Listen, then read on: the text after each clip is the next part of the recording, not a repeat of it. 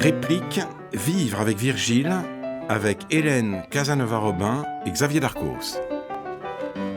Eugenio Garin, l'un des maîtres incontestés de l'histoire de l'humanisme et de la Renaissance, a écrit, dans son livre « L'éducation de l'homme moderne », des générations d'hommes qui, à divers degrés, vont occuper d'importantes situations ou qui compteront, d'une façon ou d'une autre, dans l'histoire de l'Europe, auront toujours à l'esprit la sagesse de Nestor, la justice d'Aristide, l'habileté de Thémistocle, l'éloquence de Cicéron et la force d'âme de Caton. Des générations d'hommes rêveront du poignard de Brutus.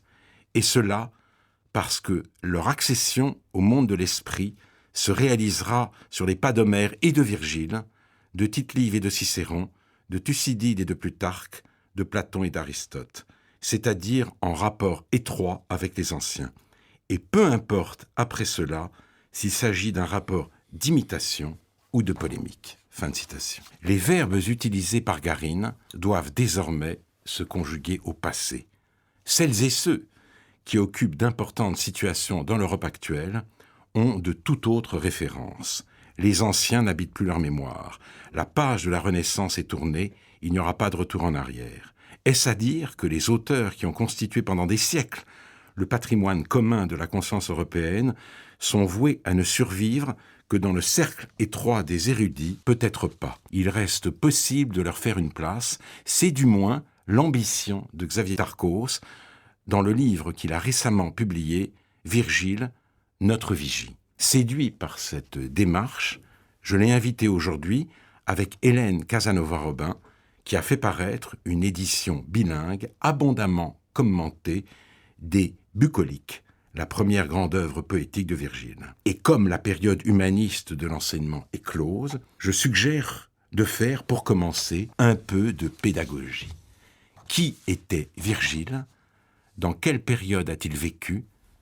Quelle fut son histoire, Xavier Darcos? Eh bien, Virgile est précisément intéressant à cause de la période dans laquelle il vit, qui est une période de grande mutation. Il est né en 70, il est mort en 19. Il a à peu près 20 ans lorsque César franchit le Rubicon. Et donc, il est au cœur, dans la première partie de sa vie, du basculement de ce qu'on a appelé la Révolution romaine, ce que Sir Ronald Syme a appelé la Révolution romaine, c'est-à-dire ce basculement de la République vers bientôt l'Empire, dans des convulsions très importantes. Et une grande partie de son œuvre se fait l'écho de ces tensions très importantes, en particulier les Bucoliques, qui sont écrites dans un moment où on ne sait qui va gagner entre les césaricides, c'est-à-dire les assassins de César, et les défenseurs du futur empire. Et donc, dans cette période-là, les Bucoliques reflètent le drame des gens simples, des hommes de la campagne, des petits propriétaires qui voient le monde déchiré et qui commencent à espérer pourtant. De même, l'Énéide, sur lequel nous reviendrons, illustre le destin de l'Empire, cette fois-ci, à travers une justification mythologique qui remonte à Troie. Donc vraiment, parmi les auteurs anciens, il me semble, même si ce n'est plus très à la mode, il me semble que l'inscription de Virgile dans son époque aide à comprendre son œuvre. Alors évidemment, ça n'aide pas à juger de la qualité poétique de ces poèmes pris séparément, mais Virgile est inscrit dans un temps de mutation violent qui explique en grande partie aussi pourquoi, dans la dernière partie de sa vie, il semble avoir adhéré, comme presque tout le monde d'ailleurs, à l'installation du pouvoir personnel, parce que, au fond, les Latins, les Romains préféraient la paix au désordre. Et ils voulaient la Pax Romana, ils voulaient un équilibre nouveau après des déchirements fratricides dont ils avaient beaucoup souffert. D'ailleurs, on peut dire aussi que l'Énéide, poème sur lequel nous reviendrons bien sûr, est aussi écrit à la gloire d'Auguste. En tous les cas, il essaie de justifier le pouvoir qui s'installe, l'ordre qui s'installe. Alors la personnalité d'Auguste aussi, d'autant que Auguste appartient à la famille des Iudii, et que le fils d'aîné s'appelle Ascagne ou Iule. Donc il y a une sorte de justification généalogique qu'on ne discutera pas ici, pour montrer que, au fond, toute l'histoire de Troie et de la chute de Troie, toute l'histoire d'Énée préparait l'avènement d'Auguste. Mais ce n'est pas seulement la personne d'Auguste qui est certainement honorée, qui est respectée par Virgile. Ce qui l'intéresse, c'est comment la Rome est devenue ce qu'elle est, au fond. Une question que se posait d'ailleurs d'ailleurs tous les contemporains de Virgile, que se posaient les historiens, que se poseront encore des historiens plus tard, 100 ans plus tard, comme Tacite. Hélène Casanova-Robin, est-ce que vous avez quelque chose à ajouter à cette biographie Non, je crois qu'elle rapide de Virgile? Elle est parfaitement résumée par Xavier Darcos. Je crois qu'il y a un élément très important à retenir, c'est qu'en effet, Virgile écrit ses premières œuvres dans ce contexte de violence, et cet idéal d'instauration de paix ne va cesser de le hanter. On va le retrouver à travers ces 3 grandes œuvres successives, les bucoliques, les géorgiques, œuvres aussi centrales, puis l'Énéide. Et on voit se dessiner dès les bucoliques cette tension qui préoccupe beaucoup Virgile, entre ordre et désordre, entre passion et stabilité, sur la question sur laquelle il va réfléchir tout au long des 3 œuvres, en donnant à ce discours, à cette méditation, des formes très différentes. Alors, un mot peut-être sur la psychologie aussi de Virgile, et là je vous citerai 2 textes, et dont je vous demanderai s'ils sont exacts ou s'il faut les voir comme de pures projections. Le premier, vous le connaissez évidemment l'un et l'autre, et je crois que vous le citez, Xavier Darcos, c'est le passage du Génie du christianisme où Chateaubriand se livre à une comparaison entre Racine et Virgile. On est habitué à la comparaison Racine-Corneille, là c'est Racine et Virgile, et il dit que Virgile a pour certains lecteurs un avantage sur Racine, sa voix est plus gémissante et sa lyre plus plaintive. Il y a chez lui une sorte de mélodie des soupirs, et Chateaubriand ajoute « Virgile cultiva ce germe de tristesse en vivant seul au milieu des bois. Peut-être faut-il encore ajouter à cela des accents particuliers. Nos défauts moraux ou physiques influent beaucoup sur notre humeur et sont souvent la cause du tour particulier que prend notre caractère. Virgile avait une difficulté de prononciation, il était faible de corps, rustique d'apparence. Il semble avoir eu dans sa jeunesse des passions vives, auxquelles ses imperfections naturelles purent mettre des obstacles. Ainsi des chagrins de famille, le goût des chants, un amour-propre en souffrance et des passions non satisfaites s'unirent pour lui donner cette rêverie qui nous charme dans ses écrits. » Et dans le texte qu'il lui a consacré, Jean Giono dit un peu la même chose. Il aimait l'amitié et détestait les sociétés, et il sait, ajoute Giono, de science instinctive qu'avec son long visage de rêveur, son grand front, ses yeux fiévreux, ses joues maigres, ses pommettes saillantes et son air absent, il est un embarrassant convive. Il n'est pas de ceux qui jouissent, il est de ceux qui disent comment on jouit. Que pensez-vous? Il y a beaucoup de reconstructions à partir de documents plus ou moins discutables de l'Antiquité, en particulier sur le fait qu'il était lent, qu'il hésitait. Tout ça, c'est dans les premières biographies de Virgile, qui ne sont quand même pas des fondements très très sûrs. Enfin, je pense que Mme Casanova-Robin, qui connaît mieux ça que moi, le dira. Mais ce qui est en tout cas de vrai, malgré le côté extrêmement démodé de cette approche, tout de même, de l'homme des bois, non, pas vraiment. Ce qu'il y a de vrai, c'est qu'il y a chez Virgile, et peut-être alors on le retrouvera aussi chez Racine, il y a une très grande sensibilité au malheur des gens. Et je pense que c'est lié peut-être à ses premières expériences, ses expériences d'exilés, ces paysans qui ont été déplacés, cette souffrance qu'il a vue autour d'eux, comme tous ceux qui ont traversé des périodes fratricides qui ensuite sont gagnés quand même par la tendresse et l'amour d'autrui. Et il y a une pitié, on disait toujours on parle toujours de pius eneas au sens piété, au sens fidélité à ce que l'on doit au passé et à autrui, la piété au sens latin, pius eneas. Mais il y a aussi la pitié, qui vient d'ailleurs du même mot latin, la pitié vis-à-vis des exilés, des abandonnés, des veuves, des orphelins. Et ces personnages-là jouent un rôle très important, y compris dans l'Énéide, qui pourtant est ponctuée aussi de combats extrêmement violents. C'est plutôt ça qui me frappe, plutôt que une mélancolie. Je ne pense pas qu'il y ait vraiment de mélancolie, mais il y a une sympathie, alors vraiment au sens grec, un partage de la souffrance avec les humbles, ce qui me touche énormément quand je le lis. Oui, je crois qu'il y a une reconstruction chez Chateaubriand qui est assez caractéristique du 19e siècle et des romantiques. La vision du Virgile solitaire, homme des bois, comme vous disiez, Xavier Darcos, me paraît quand même bien excessive, en tout cas ne repose sur rien de scientifique. Alors, tous les documents que nous avons sur les biographies de Virgile sont beaucoup plus tardifs, sont postérieurs. Ce qui est intéressant, c'est d'y voir la réception de Virgile à travers les époques. Nous avons quelques pages très très belles dans le livre de Pierre Laurent sur l'histoire critique de la littérature latine, qui retrace ces méandres, des lectures de Virgile, alors qui a toujours suscité beaucoup d'admiration à travers les siècles. Et au XIXe siècle, il est perçu comme un personnage, comme vous venez de le décrire, Alain Finkielkraut. C'était quand même assez particulier. Maintenant, il est vrai que le thème de la pietas est central dans toute son œuvre. Alors, pietas, dans toute l'étendue du champ sémantique latin, la pietas, c'est la piété, comme vous l'avez rappelé, mais c'est aussi, ça englobe ce sentiment de compassion. Et la question de la compassion est centrale et constitue l'un des fils unificateurs de toute l'œuvre de Virgile, celle qui nous est parvenue. Et d'ailleurs, j'ai été très frappé à la lecture de votre livre, Xavier Darfosse, Virgile notre Vichy, par le premier poème que nous connaissons de Virgile. Il s'intitule Le Moucheron, c'est-à-dire c'est une pitié qui ne s'arrête pas, visiblement, à l'humanité, qui va jusqu'à la plus faible des créatures, puisque vous dites, c'est un poème de 414 vers qui a pour sujet la mort d'un moustique écrasé par un berger au moment où il le réveille pour le sauver d'un serpent. Le moustique, une fois mort, apparaît en songe à son meurtrier et lui demande une sépulture qu'il obtient.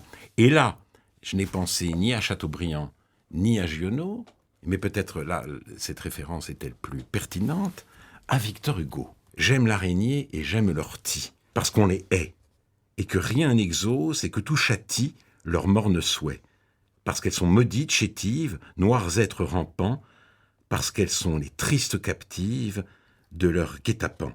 Et la fin du poème, pour peu qu'on leur jette un œil moins superbe, tout bas, loin du jour, la vilaine bête et la mauvaise herbe murmurent amour. Il y a peut-être quand même là une filiation, d'une certaine sorte. Oui. Peut-être que je vais trop loin. Peut-être un peu, parce que alors le Culex, c'est si c'est de Virgile, c'est ce qui est discuté aussi. Enfin, mettons que ce soit de Virgile, c'est un ouvrage de jeunesse au moment où il est dans les cercles épicuriens et où peut-être quand même ses convictions religieuses ne sont pas exactement celles qu'il décrit. C'est-à-dire l'idée qu'il y ait une vie après la mort, qu'on circule, que les êtres réapparaissent, n'est peut-être pas exactement ce qu'il entend dire lorsqu'il est dans les cercles napolitains. Donc, le fait de choisir un moucheron peut être considéré aussi comme une ironie. C'est pas possible que ce soit le cas. Et il ne faudrait peut-être pas prendre les choses au pied de la lettre. Mais vous avez raison de dire, c'est ce qui m'a semblé en tout cas, qu'il y a déjà là cette thématique du rapport entre les hommes et nos frères les bêtes, déjà, et qu'il y a une méditation sur l'au-delà qui va trouver son épanouissement, en particulier dans le Chant de l'Énéide. Il y a des prémices, même si sans doute il faut quand même prendre avec précaution ce texte de jeunesse. Oui, alors je crois que c'est un texte de jeunesse dont on n'a pas pu vérifier l'authenticité. Et s'il est bien de Virgile, il faut le resituer dans ce mouvement aussi esthétique, hérité des poètes alexandrins, ce travail sur la miniature, sur un élément le plus petit possible. C'est un sujet qu'il va reprendre pour les abeilles dans le chant 4. Écrire quelque chose d'admirable, de remarquable sur un sujet minuscule. Donc il y a là un exercice de style. Je crois qu'on ne peut pas enlever cette dimension-là. Maintenant, cela procède aussi tout de même de cette fascination pour le vivant que l'on retrouve tout au long de l'œuvre aussi. Alors, fascination pour le vivant, je vais m'obstiner. Peut-être ce deuxième exemple est-il plus judicieux. Je le tire de la fin du livre 3 des Géorgiques, le deuxième œuvre. Nous reviendrons au bucolique tout de suite. Ça, c'est vraiment tout à fait extraordinaire. Virgile décrit une épisodie sur le modèle littéraire d'une peste frappant l'humanité. Et je viens de voir un très beau film, Le Petit Paysan. La réaction d'un petit paysan, justement, à une épisodie et l'effort qu'il fait pour sauver ses vaches, pour éviter qu'elles ne soient toutes tuées, précisément au nom du principe de précaution.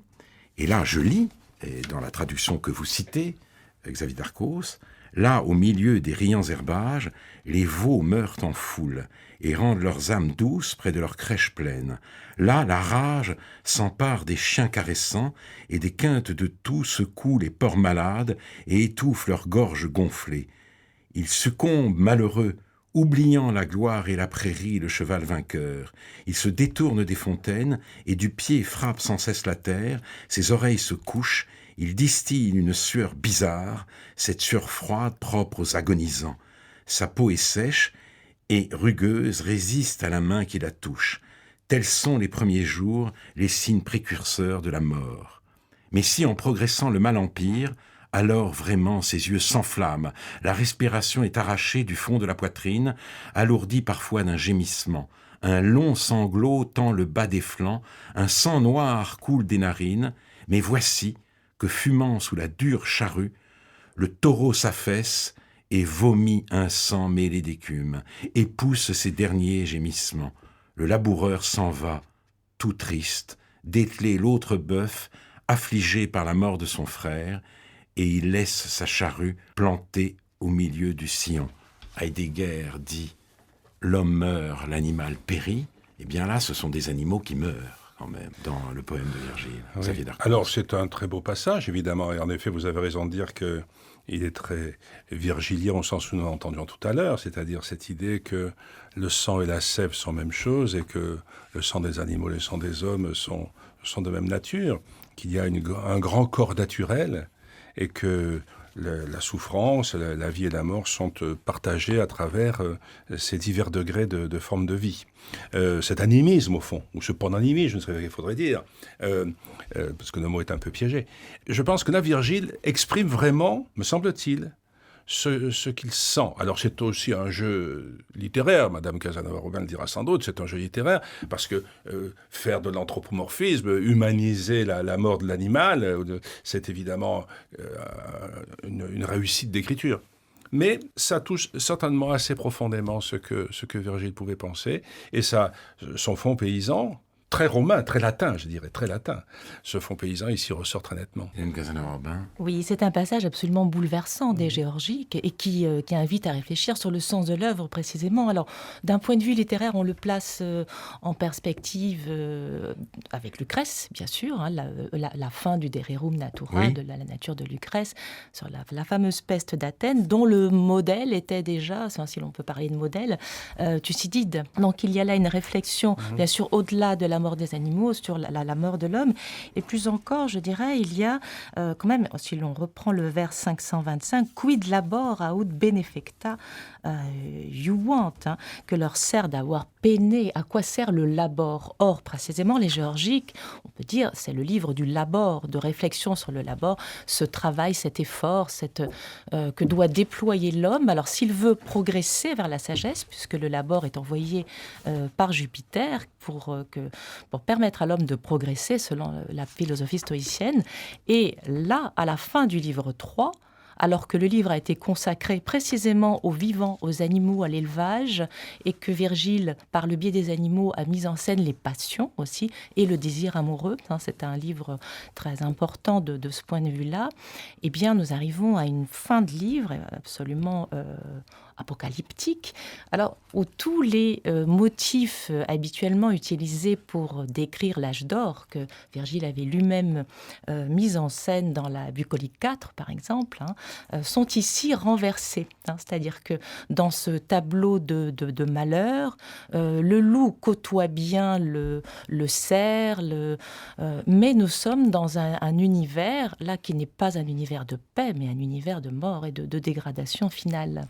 Et pourtant, c'est dans les Géorgiques qu'il y a ces vers célèbres « Labor omnia vicit improbus, et duris urgens in rebus egestas » un travail acharné vient à bout de tout, ainsi que le besoin pressant dans une dure condition. Il y a quand même aussi cet espoir mis dans le labor improbus. Oui. Et en même temps, il est posé en débat précisément avec ce passage. Et c'est toute cette dialectique qui est présente dans les Géorgiques, donc ce que j'évoquais tout à l'heure en parlant d'ordre et de désordre, mais où Virgile explore finalement les puissances humaines, les puissances de la nature qui sont ainsi confrontées.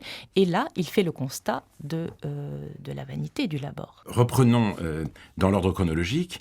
Le premier grand poème de Virgile, c'est celui que vous commentez dans votre ouvrage Hélène Casanova-Robin, les bucoliques. Et là, je voudrais citer un extrait de la traduction de Valéry. J'ai appris, en lisant votre livre, Xavier Darcos, que Valéry avait traduit les bucoliques, et c'est une traduction très fluide, très belle. Et il s'agit du berger Mélibée, et là on revient peut-être au contexte historique convulsif dans lequel Virgile avait vécu, parce le berger Mélibée craint d'être chassé de son domaine et de devoir abandonner son troupeau de chèvres. Ah, si je revoyais après un long exil ma terre et ma chaumière, un toit garni de mousse, aurais-je encore sujet d'admirer mes cultures? Pour un soldat impie, aurais-je tant peiné, semé pour un barbare? Hélas, de nos discordes, nos malheurs sont le fruit. Nos labeurs sont pour d'autres. Ah, je puis bien greffer mes poiriers et mes vignes.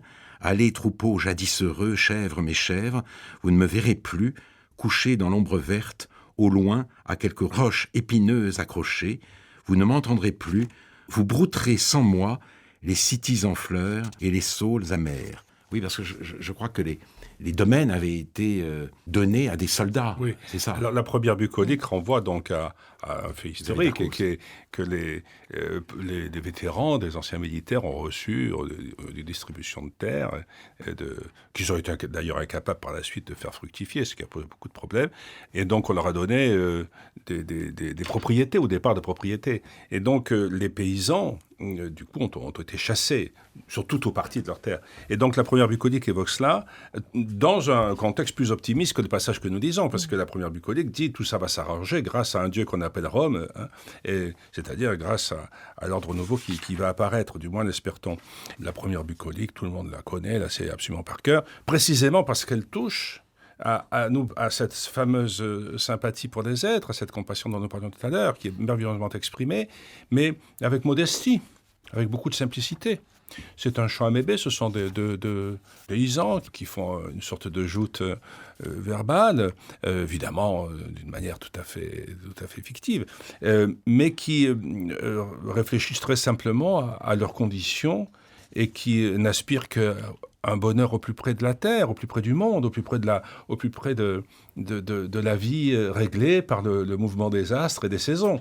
Donc il y a une sorte de désir d'une vie apaisée qui a touché durablement à peu près tous les lecteurs de Virgile depuis que les bucoliques ont été écrites. Hélène Casanova-Robin. Oui, nous pourrons dire que c'est l'histoire d'une reconstruction, là, d'une réparation, puisqu'elle s'ouvre sur la posture de Tityre, bien connu, allongé, serein sous son arbre, et mise en contraste avec ce Mélibée qui est frappé d'exil, tout de même. Donc se pose là cet antagonisme entre Mélibée qui incarne l'expropriation, en effet, des paysans, sous la décision qui avait été prise, décision politique, et qui est contraint de s'éloigner, alors avec toute une poétique des espaces extrêmement intéressante, le lointain perçu et décrit, évoqué comme un lieu de mille dangers, de climats extrêmes, de conditions de vie douloureuses, et le lieu présent, le lieu bucolique, qui est un espace clos, protégé, mais dont la protection vient d'être confirmée, renforcée par le pouvoir politique et par Octave à ce moment-là. Alors peut-être maintenant, pouvons-nous en venir au poème à l'épopée de Virgile. Il a rédigé sa propre épitaphe. J'ai chanté les pâturages, les chants et les héros. Les pâturages, les chants, c'est les bucoliques et surtout les géorgiques. Les héros, c'est l'Énéide. Et ce livre a connu un destin absolument extraordinaire dans toute l'histoire de l'Occident. Ça s'arrête un peu aujourd'hui, mais peut-être que ça va reprendre grâce à vous, Xavier Darcos, puisque même dans les confessions de saint Augustin, celui-ci avoue que, au lieu de penser à Dieu, eh bien, il pleurait la mort de Didon. Il se reproche justement d'avoir aimé avec passion des fables et des fictions qui l'ont détourné de Dieu. Mais ça dit l'importance de Virgile, l'importance de l'Énéide, et la question que je voudrais vous poser pour commencer, cette épopée a-t-elle une spécificité? Quelle est sa particularité dans l'histoire du genre par opposition à Homère ou à d'autres, par exemple. Si opposition il y a, d'ailleurs, Xavier Darcos. C'est une question extrêmement technique, dont je ne sais pas si je suis capable de répondre très précisément, mais ce que je vois en tout cas, c'est qu'on disait que Virgile était l'autre Homère, alter Homerus, mais enfin il est vraiment tout à fait un autre qu'Homère, tout de même, c'est autre chose. C'est autre chose parce que, d'abord, on peut, sinon s'incarner dans le héros, tout le monde, on peut en tous les cas l'accompagner. Il y a un héros dans l'Iliade, il y a une multitude de personnages. Bon, dans l'Odyssée, il y a un héros, mais dans l'Iliade, il y a quand même une espèce d'effervescence permanente qui est assez différente de l'esprit de l'Énéide. Et puis surtout, alors l'Énéide, c'est un récit qui a un but. C'est un récit qui va quelque part. L'Odyssée, ça aboutit simplement à ce que Ulysse revienne chez lui et tue les prétendants. L'Iliade, c'est la chute de Troie. Mais dans l'Énéide, il y a une narration qui a un fil à peu près qu'on peut suivre et qui va de la chute de Troie à la naissance probable, enfin à l'annonce de la naissance de Rome, enfin aux conditions réunies pour que Rome puisse naître. Et donc c'est au fond un roman national, si on peut dire, au-delà de la simple épopée, même si on retrouve évidemment tout ce qui constitue les fragments nécessaires de l'épopée, les combats, les héros, les morts, les vengeances, les grands sentiments. Alors d'ailleurs, ça, c'est une des différences avec Homère que vous soulignez, je crois, à Xavier Darcos.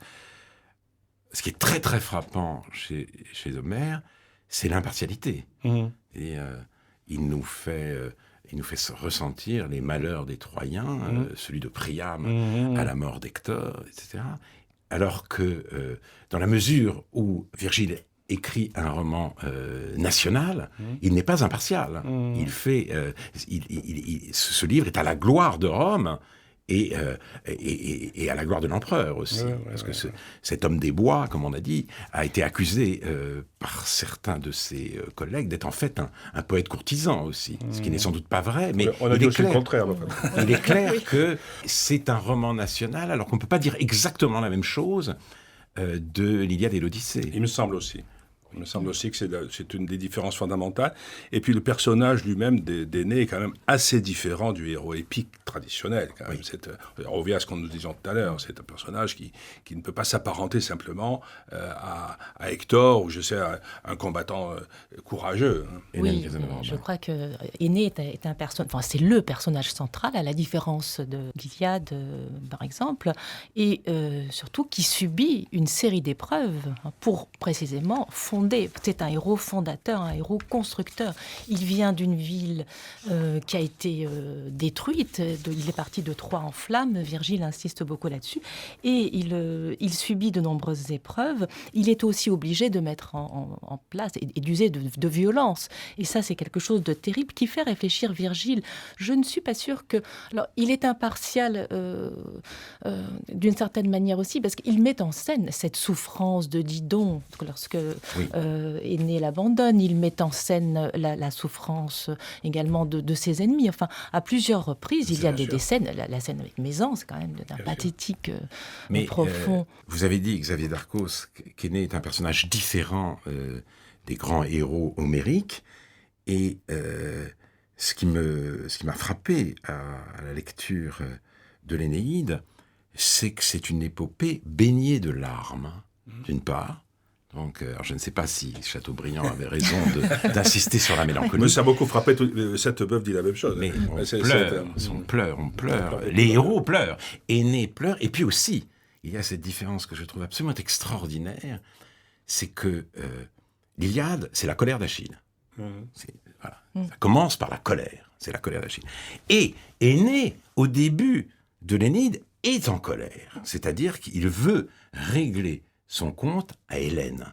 Hélène, qui est la source des malheurs de Troie, il dit c'est pas possible, elle ne peut pas s'en tirer comme ça, et c'est Vénus, sa mère, qui vient le rappeler à l'ordre de quoi? De ce qu'il doit aussi, c'est-à-dire de la piété au sens romain. La piété, c'est-à-dire d'abord la dévotion envers les anciens, envers les siens, envers les défunts. Mon enfant, Quelle profonde blessure peut bien déchaîner en toi une telle colère ? Pourquoi cet état de fureur guerrière ? Je lis la traduction de Paul Venn. Où est passé le souci que tu as de nous ? N'iras-tu pas d'abord voir ce qui se passe là où tu as laissé ton père Anchise, sur qui pèsent les ans, et ta femme Créuse et le petit Ascagne, sont-ils encore vivants ? Toutes les troupes grecques rôdent partout autour d'eux, et si ma propre inquiétude ne l'empêchait, ils auraient déjà été la proie des flammes. Donc il ne s'agit pas pour toi de t'occuper de l'odieuse beauté de la lacédémonienne, il s'agit de prendre soin des tiens. Et il obéit, il ravale sa colère, et tout au long de l'Énéide, c'est cela qui l'anime d'abord. La piété envers les siens, le souci de les sauver quand il peut, de leur rendre un hommage funéraire quand il meurt, et ça c'est malgré tout quelque chose qui le distingue fortement des héros d'épopée, et notamment de ceux d'Homère. Oui. Comme l'a dit Madame Casanova-Robin, ce qui est tout de même aussi très très intéressant, c'est que ce héros, ce personnage principal, je ne sais pas comment il faudrait dire, accomplit un destin qu'il n'a pas complètement décidé. Et donc il s'éclaire d'ailleurs à lui-même au fur et à mesure que les choses avancent. Ils disent Fata, viam invenient. Les destins me diront bien quel est mon chemin. Bon, il avance. Et il avance en sachant qu'il n'est pas maître complètement de sa propre vie. La preuve, l'histoire de Didon d'ailleurs. Après tout, il aurait pu rester à Carthage, heureux avec Didon, qu'il aimait, qu'il passionnait, etc. Mais bon, il ne peut pas. Voilà. Et d'ailleurs, tout le monde s'interroge.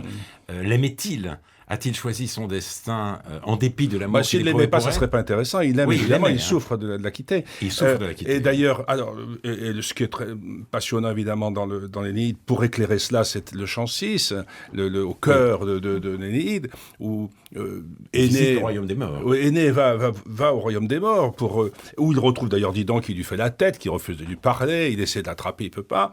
Et puis, il va surtout retrouver son père Anchise, qui va lui décrire la suite des événements romains, qui va lui décrire, faire une sorte de, je sais pas comment, de rétrospective du futur, je sais pas quoi il faudrait dire, enfin une espèce d'annonce prophétique de ce qui viendra, et pour le conforter dans son destin, enfin pour le rappeler à ce qui est essentiel, et c'est-à-dire aux héros qui créeront l'Empire romain. Donc il y a cette passion, alors là au sens ancien, ce fait de subir un destin qui le rend souvent malheureux, mais en même temps qui est sa raison d'être.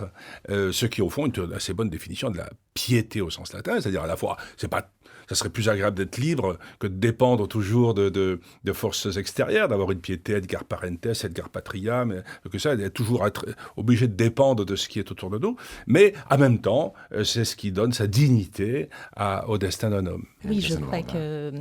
En fait, Énée a été construit par Virgile alors, de manière à se distinguer d'Homère pour en faire un héros qui doit accomplir une mission. Ce qui n'est pas le cas des héros homériques.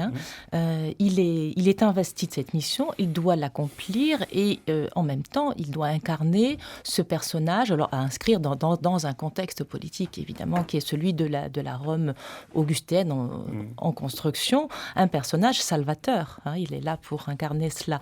Et ce qui est intéressant, c'est qu'on retrouve chez les humanistes du XVe siècle qui vont éditer, commenter l'Énéide, cette lecture du héros qui est né suivant les différentes étapes d'une quête philosophique et spirituelle, qui part de Troie, donc ce qui représente une vie active, et qui, de la vie active, se dirige petit à petit, se hausse jusqu'à la vie contemplative, qui correspond au stade de son arrivée ultime en Italie. Je crois que cette lecture est éclairante aussi, la manière dont nous pouvons interpréter aussi le texte, et comment il a été interprété selon les contextes culturels. Mais ce qui en résulte, c'est qu'il s'agit là véritablement d'une mission de construction. Et je ne partage pas l'avis d'un Virgile poète courtisan. Je crois que Virgile était animé d'un profond espoir de paix et qu'il avait mis cet espoir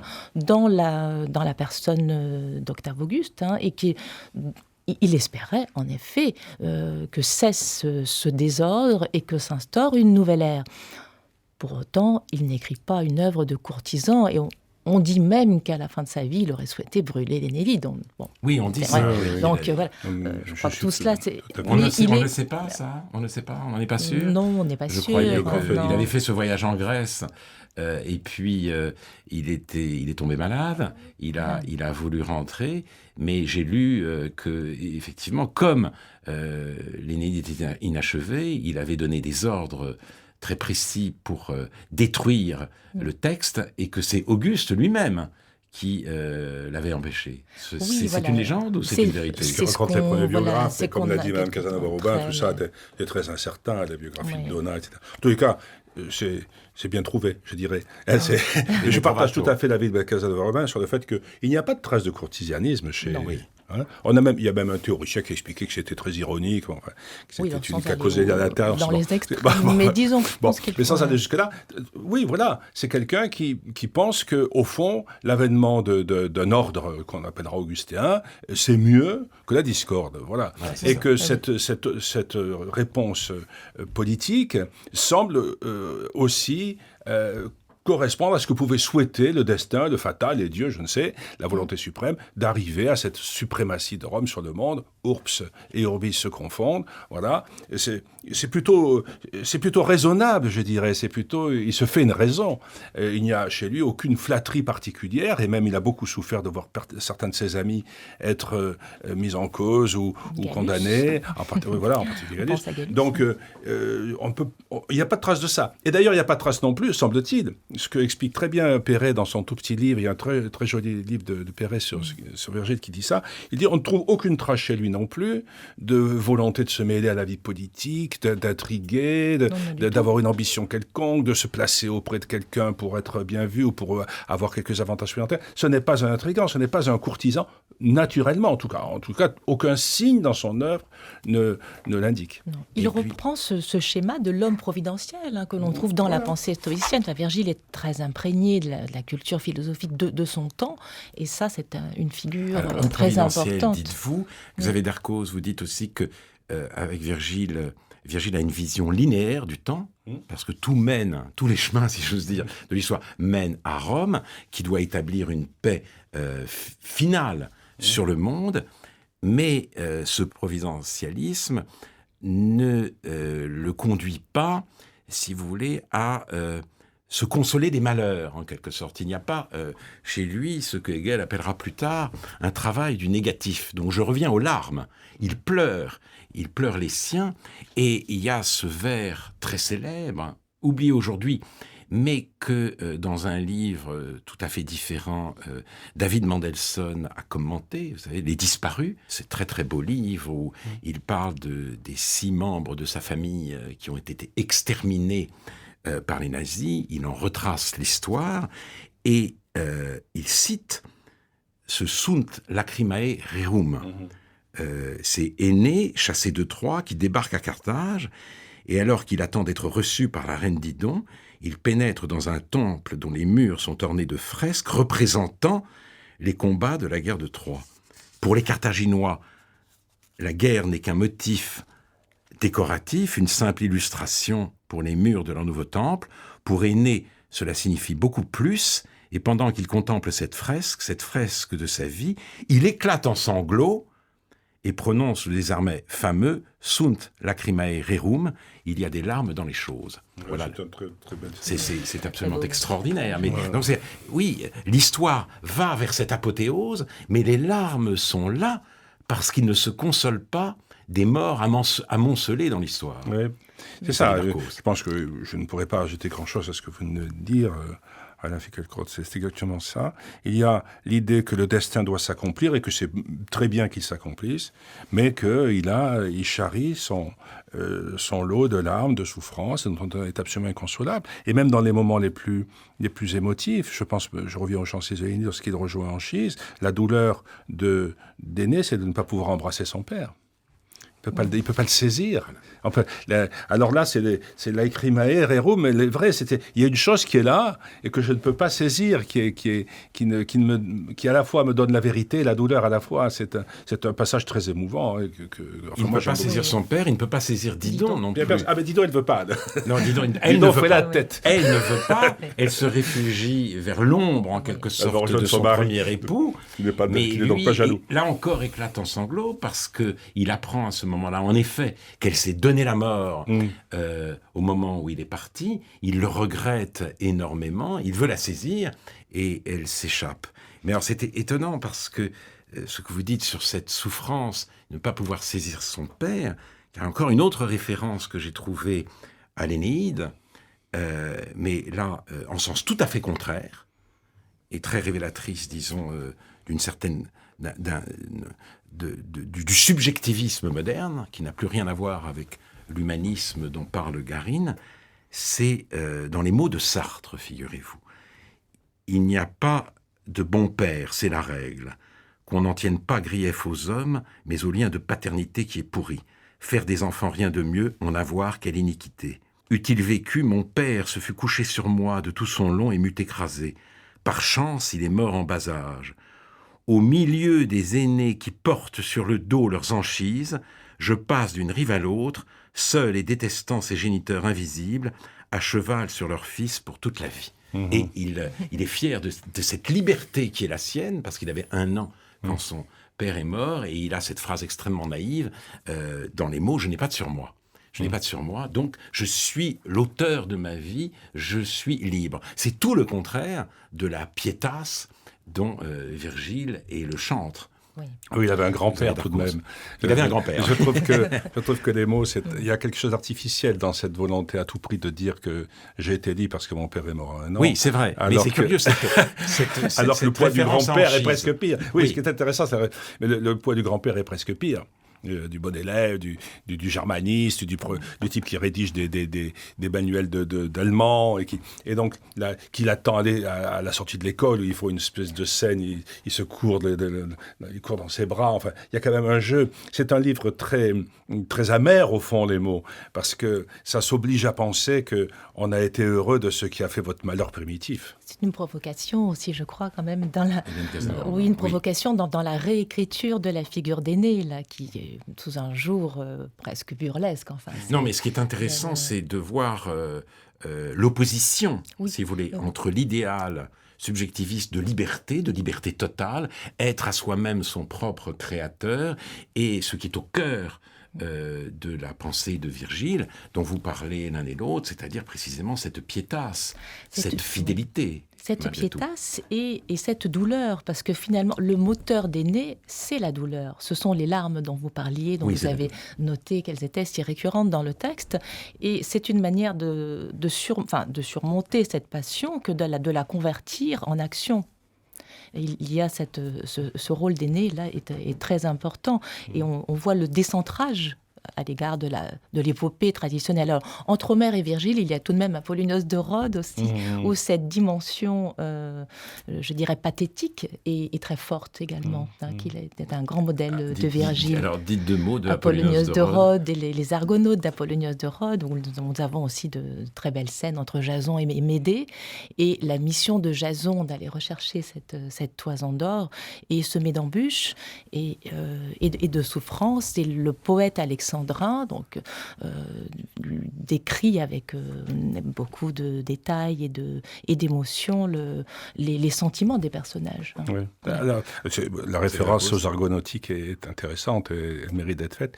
Mais il faudrait la prolonger en disant que justement ce qui est intéressant chez Virgile par rapport aux modèles alexandrins, notamment aux argonautiques, c'est que son écriture est une écriture simple. Il y a dans l'écriture notamment chez Apollonios de Rhodes, c'est un poème d'Apax. Enfin bon, il y a une multitude de mots extrêmement sophistiqués, c'est très, très, très travaillé.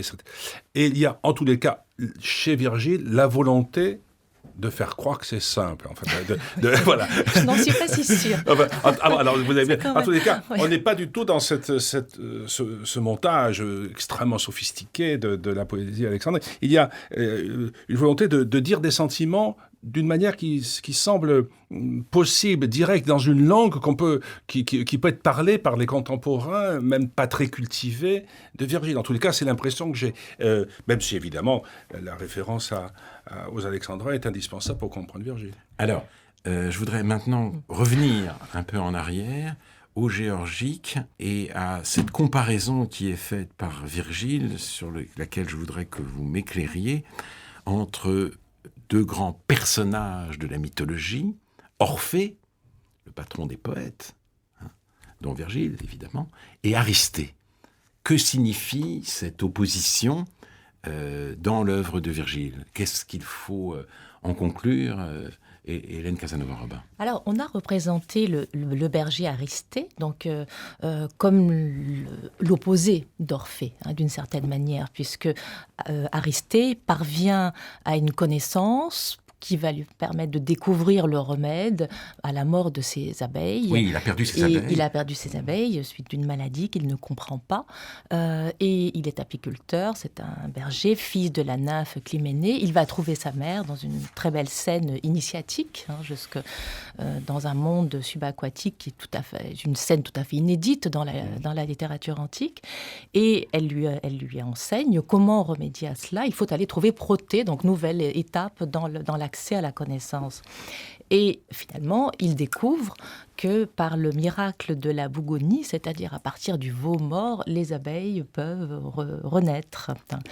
Sur ce mystère de la naissance des abeilles qui était perçu dans l'Antiquité comme étant, il y a toutes sortes d'écrits là-dessus, peut-être d'une parcelle divine, voilà, il y a des légendes greffées autour de ces insectes. Et Orphée, lui, perd son Eurydice à jamais.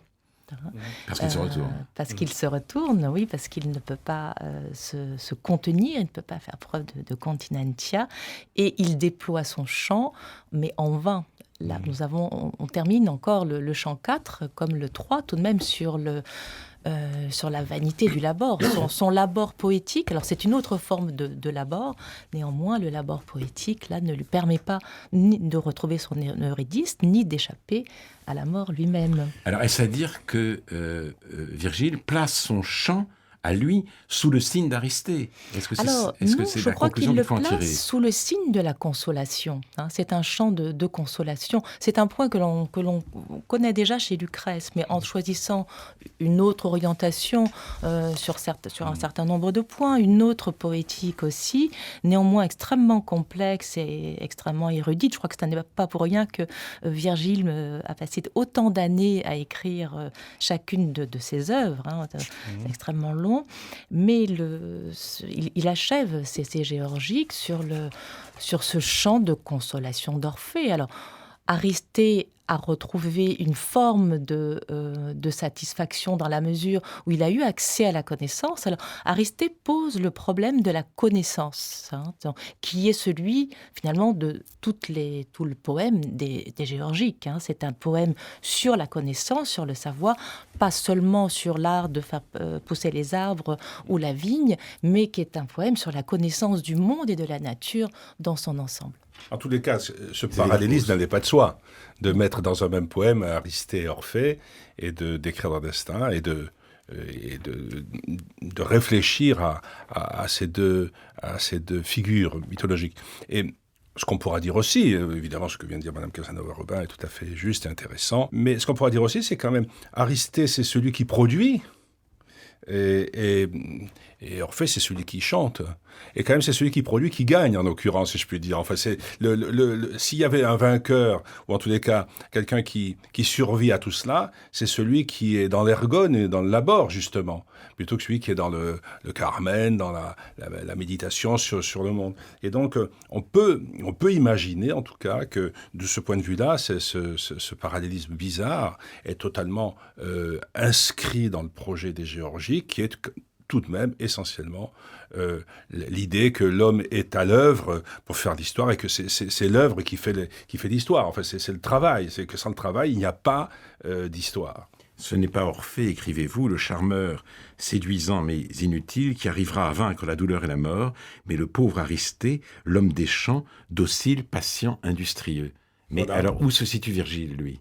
Ah ben, moi je pense que là, il choisit plutôt Aristée, même si ensuite il plaint beaucoup. Il est l'homme des champs. Oui, il est l'homme des champs, mais donc il est du côté d'Aristée. Mais en même temps... Et des champs... oui, Cantus et Campus. Voilà. Oui, mais en même temps, alors comme vient de dire Mme Casanova-Robin, toute la fin de la Géorgique est consacrée à la consolation d'Orphée. Donc il y a une méditation aussi sur la douleur de la perte. Bon, il y a toujours ce double jeu dont parle beaucoup Mme Casanova dans son commentaire aussi sur les bucoliques, que je crois très juste. Il y a aussi toujours, j'ai appelé ça l'entre-deux, moi. Il ne veut pas toujours choisir, au fond. Hein. Il montre les deux postures possibles. Il pose une dialectique. Voilà, alors. tout le temps, ouais. Et la question de la connaissance est centrale. Aristée parvient, parce qu'il est dans la douleur au début aussi, Bien avant sûr. d'aller voir sa mère, et il parvient à une forme de consolation. Mais Virgile nous a déjà appris que c'est une forme provisoire, que le savoir peut remédier jusqu'à un certain point. Voilà. Ce sont les limites du savoir aussi. Jusqu'à un certain point. Mais nous terminons là-dessus. J'aurais aimé aussi que nous évoquions un personnage de l'Énéide qui est Palinure, qui a beaucoup inspiré et qui a été sacrifié aux dieux. Ce dont Énée ne se console pas. C'est toujours la même chose. Qu'il retrouve d'ailleurs aussi aux enfers. Très bien. Merci beaucoup, Hélène Casanova-Robin, Xavier Darcos. Je rappelle les titres de vos ouvrages. Xavier Darcos, Virgile, notre vigie. Ce livre est publié chez Fayard. Et vous avez publié, Hélène Casanova-Robin, une édition bilingue commentée des bucoliques aux éditions des Belles Lettres. Vous retrouverez les références bibliographiques sur le site répliquefranceculture.fr où l'émission est téléchargeable pendant 1 an et écoutable à vie. La semaine prochaine, l'émission aura pour titre « Israël-Palestine, 50 ans après la guerre des 6 jours ». Mes invités seront Jean-Paul Chagnolot et David Chemla.